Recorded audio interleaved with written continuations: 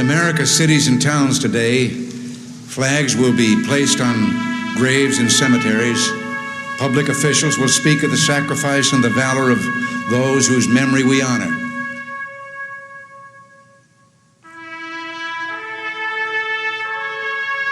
I have no illusions about what little I can add now to the silent testimony of those who gave their lives willingly for their country.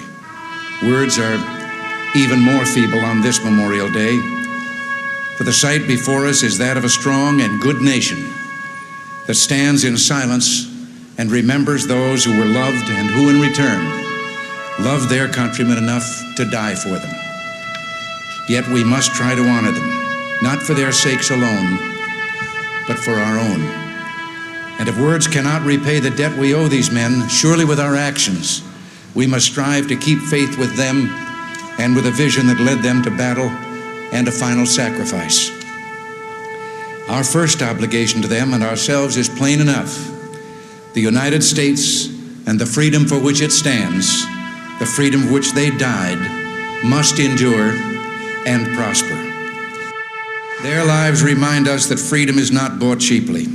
It has a cost. It imposes a burden.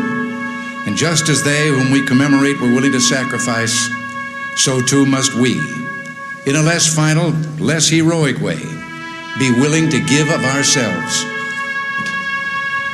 Each died for a cause he considered more important than his own life. Well, they didn't volunteer to die.